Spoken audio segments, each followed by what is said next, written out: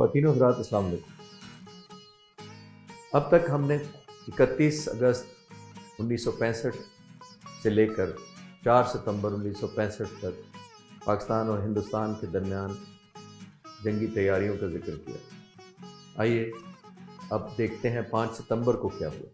5 ستمبر کی صبح پاکستان آرمی کی طرف سے جوڑیاں پر قبضے کے ساتھ اور اکھنور کی طرف پیش قدمی جاری رہنے سے واقعات واضح طور پر کسی بڑے خطرے کی طرف بڑھ رہے تھے۔ پاکستان میں یہ بات واضح ہوتی جا رہی تھی کہ سیاسی طور پر بھارت کشمیر میں مزید علاقے گنوانا قبول نہیں کر سکتا، جہاں تقریباً 300 مربع میل کے علاقے کو پاکستان آرمی نے زیر کر لیا تھا، جنہوں نے چھم، دیوا، سکرانہ اور جوڑیاں پر اپنا قبضہ جما لیا تھا۔ چونکہ ہندوستان آرمی واضح طور پر پاکستان کی جارحیت کو روکنے سے قاصر تھی،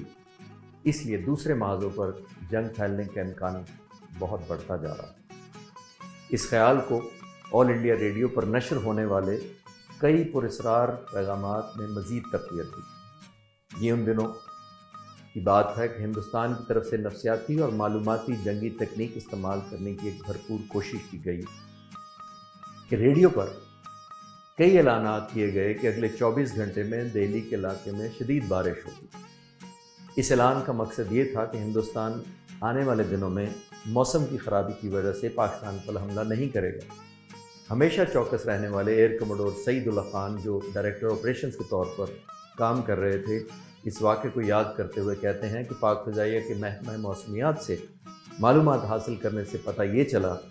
کہ دہلی کے قریب بارش کا بالکل کوئی امکان نہیں ہے، لہٰذا یہ نتیجہ اخذ کیا گیا کہ یہ گمراہ کن موسم کی خبر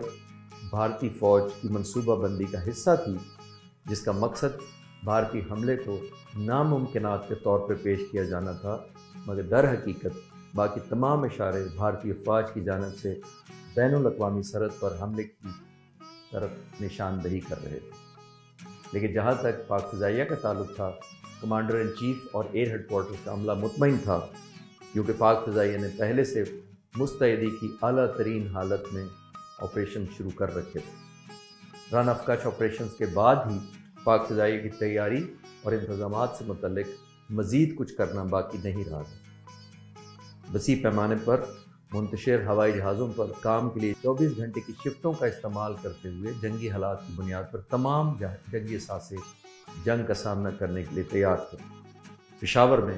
پاک فضائیہ کے جہاز سینکڑوں سینڈ بیگ رکھ کر محفوظ بنا دیے گئے تھے، اور دلچسپ بات یہ ہے کہ یہ تمام کام 10 سے 15 دنوں میں یونیورسٹی کے طالبہ نے رضاکارانہ طور پر انجام دیا۔ پاک فضائیہ کے ایئر بیسز کی محدود تعداد اور ان کی جغرافیائی طور پر ہندوستان کی سرحد کے قریب ہونے کی وجہ سے کسی بھی بھارتی حملے کا خطرہ ہر وقت موجود رہتا ہے، لہٰذا تمام ایئر بیس انتہائی ممکنہ الرٹ کی حالت میں تھے۔ حالات کشیدہ ہونے سے پہلے ہی Sargodha station commander group captain Masood کو صدر پاکستان فیلڈ مارشل ایوب خان نے کہا، نوجوان، امید ہے آپ کو احساس ہوگا کہ آپ کا بیس ناکارہ ہونے کی صورت میں ہوائی جنگ کے تمام آپریشنز بے اثر ہو سکتے ہیں۔ مجموعی طور پر 5 ستمبر کو نسبتاً کشیدگی کم دیکھی گئی، مگر پھر بھی پاک فضائیہ نے F-86 اور F-104 طیاروں کے 16 مشن کیے۔ اس دوران ایک ہندوستانی جہاز کی موجودگی کی خبر پا کر پاکستانی F-104 کو علاقے میں بھیجا گیا، جس نے امرتسر کے علاقے میں اس کی سپرسونک فلائٹ کی وجہ سے ہونے والے دھماکوں نے انتہائی خوف پیدا کر دیا، اور یہاں تک کہ ہندوستانی وزیر دفاع نے اعلان کر دیا کہ پاک فضائیہ کے جہاز واگا کے ذریعے امرتسر داخل ہو گئے ہیں اور ہندوستان ایئر فورس کے یونٹس پر راکٹ داغے گئے ہیں۔ دراصل جنگ شروع ہونے کے بعد امرتسر میں رہنے والوں کو پاک فضائیہ کے حقیقی حملوں اور دھماکوں کا مسلسل سامنا کرنا پڑا۔ خواتین و حضرات، آنے والے گھنٹوں میں ہندوستان اور پاکستان کے درمیان کشیدگی اس حد تک بڑھ گئی تھی کہ جنگ سے بچنا تقریباً ناممکن ہوتا جا رہا ہے۔ پاکستان ایئر فورس زندہ باد، پاکستان آئندہ باد۔